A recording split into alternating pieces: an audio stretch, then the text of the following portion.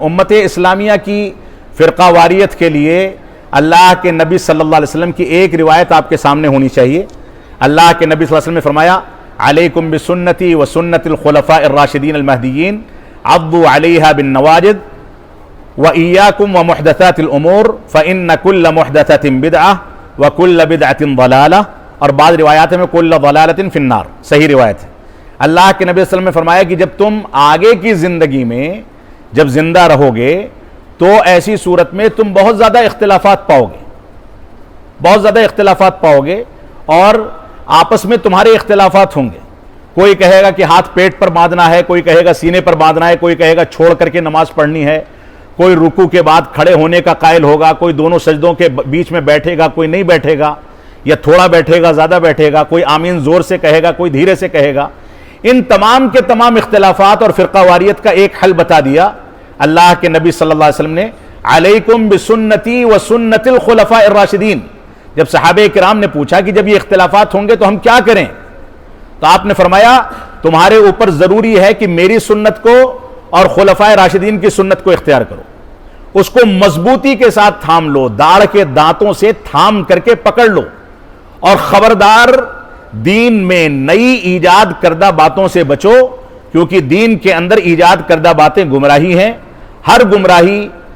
دوزخ میں لے جانے والی ہے اور جہنم میں لے جانے والی ہے۔ لہذا فرقہ واریت کا یہی ایک حل ہے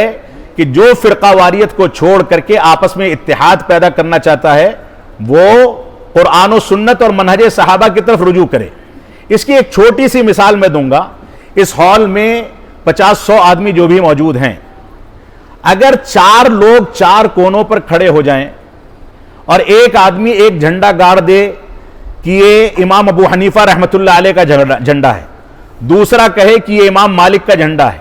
تیسرا کہے کہ یہ امام شافعی کا ہے، اور چوتھا کہے کہ یہ امام مالک کا ہے۔ اب آپ بتائیے کہ ان کے درمیان اتحاد پیدا کرنا ہوگا تو مسلمانوں کو کس جھنڈے کی جانب بلایا جائے گا؟ مالکیہ کہیں گے میرے جھنڈے کے نیچے آ جاؤ، شافعیہ کہیں گے کہ نہیں ہمارے امام کا تو الگ جھنڈا ہے، احناف کہیں گے کہ نہیں ہمارے امام کا الگ جھنڈا ہے ہم اس کے نیچے جائیں گے، اور حنابلہ کہیں گے کہ نہیں ہمارے امام کی رائے موجود ہے۔ اس کا ایک حل ہے کہ آپ درمیان میں ایک جھنڈا لگائیے، اس پر لکھ دیجئے محمد الرسول اللہ،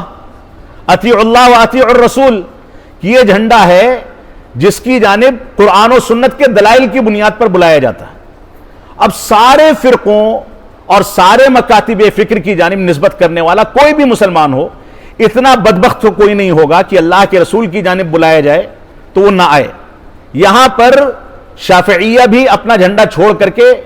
اللہ کے رسول کے جھنڈے کے نیچے آنے کو تیار ہو جائیں گے، مالکیہ بھی تیار ہو جائیں گے، احناف بھی تیار ہو جائیں گے، اور حنابلہ بھی تیار ہو جائیں گے۔ لہذا فرقہ واریت کو ختم کرنے کا ایک ہی طریقہ ہے،